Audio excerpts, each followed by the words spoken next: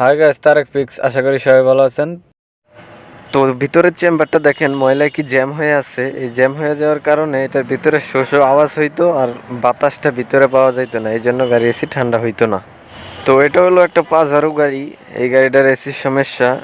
তো একটা discharge pipe খারাপ আছে, আর ভিতরে যে দুইটা চেম্বার থাকে, একটা সামনে একটা পিছনে কুলিং চেম্বার, এই দুইটা চেম্বারই ময়লায় জ্যাম হয়ে গেছে। ময়লায় জ্যাম হয়ে যাওয়ার কারণে গাড়ির এসিটা ঠান্ডা হইতেছে না। গ্যাস আছে কিন্তু ঠান্ডা হচ্ছে না।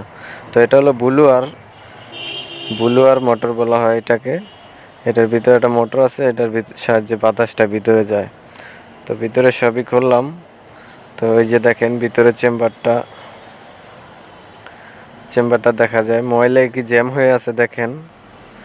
এই ময়লায় জ্যাম হয়ে যাওয়ার কারণে গাড়ির এসি ঠান্ডা হইতেছে না। গ্যাসও কম ছিল। গ্যাস কমার কারণ হলো যে ডিসচার্জ পাইপটা, এই পাইপটা খারাপ আছে। আর ভিতরে বাতাস কম, এইটার কারণ হলো এই যে এসি কুলিং চেম্বারটা জ্যাম হয়ে গেছে। অনেক ময়লায় জ্যাম হয়ে যাওয়ার কারণে গাড়িটা ঠান্ডা হইতেছে না, বাতাসটাও কম আসে। তো এটা হলো পাইপের ফিটিংস, বাল্বের মাথায় এটা থাকে বাইরে পর্যন্ত। তো এখন এই কুলিং চেম্বারটা এখন খুলবো আমরা। দেখেন ময়লায় কি জ্যাম হয়ে আছে, এটা ওয়াশ করে চেক করব লিক আছে কিনা। যদি লিক না থাকে তাহলে এটাই আবার আমরা লাগাই দিব। তো চেম্বারটা এখন বাইর করব। তো দেখেন ভিতরে ময়লা কি জমছে, একদম চেম্বারটা ওসা হয়ে গেছে ময়লায়। এত ময়লা পড়ছে এটার উপরে। এটা এত বেশি ময়লা পড়ার কারণ হলো এসি ফিল্টার নাই এই গাড়িগুলাই, সেই জন্য তাড়াতাড়ি এই চেম্বারটা ময়লা হয়ে গেছে। তো এখন আমরা এটা ওয়াশ করে চেক করব। অন্য যে নতুন গাড়িগুলো আসছে এগুলো তো এসি ফিল্টার দিয়ে দিছে, এই গাড়িগুলোয় এসি ফিল্টার দেয় নাই, সেই জন্য তাড়াতাড়ি এই চেম্বারটা ময়লা হয়ে যায়। তো 1-2 বছর পর এগুলো সার্ভিসিং করা লাগে, খুলে ওয়াশ করলে গাড়ির এসি আবার ভালো চলে। তো এই চেম্বারটা বেশি ময়লা হয়ে গেছে, এই জন্য গাড়ির এসি ঠান্ডা হচ্ছে না। আর বাইরে একটা ডিসচার্জ পাইপ, ওটা চোরা লিক আছে।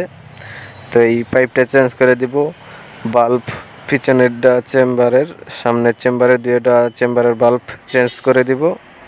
আর এটা ওয়াশ করে এখন চেক করব লিক আছে কিনা। যদি লিক না থাকে তাহলে আমরা এই চেম্বারটাই আবারও লাগাই দিব।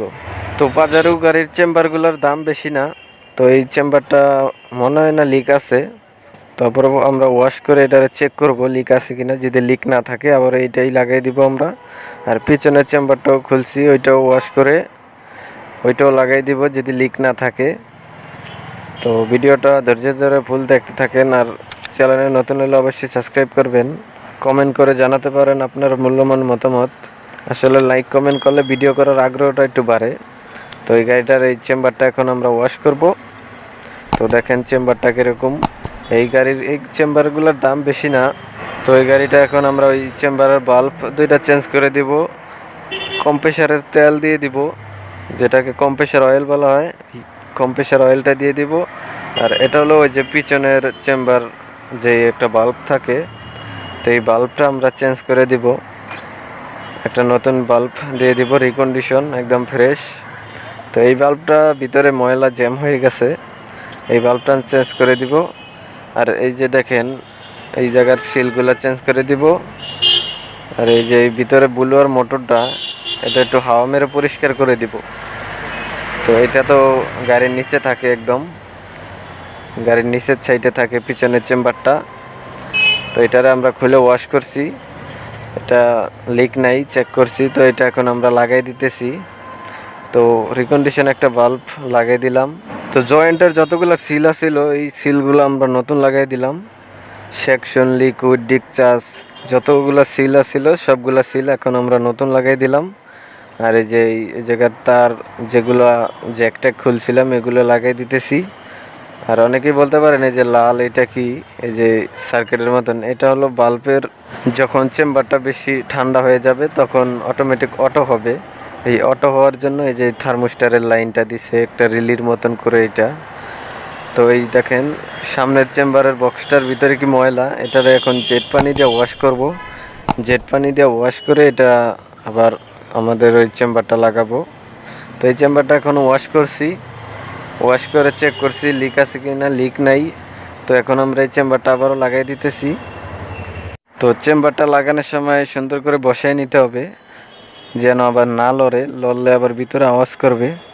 তো সুন্দর করে চেম্বারটা বসাতে হবে, বসাইয়া চারোধারে যে স্ক্রুগুলা খুলছি স্ক্রুগুলা লাগাই দিমু, বুলোয়ার বক্সটা লাগামু, তারপরে যে বাল্বটা লাগাইলেই আবার কম্প্রেসার অয়েল দিয়ে গ্যাস চার্জ করলেই গাড়ি আগের মতন সুন্দর ঠান্ডা হবে।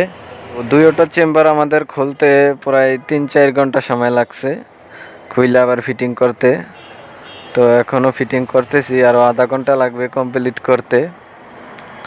তো চেম্বারটা আমাদের লাগানো হয়ে গেছে, দেখেন কত সুন্দরভাবে আবার লাগাই দিলাম চেম্বারটা। তো এখন এই বাল্বটা লাগাই দিব, রিকন্ডিশন লাগাইছি এই বাল্বটা, আর এই যে জয়েন্টের সিলগুলো নতুন দিয়ে দিছি। তো জয়েন্টের সিলগুলো একটু তেল দিয়ে দিলে সুন্দর ভালো এটার ভিতরে লাগে যাইব।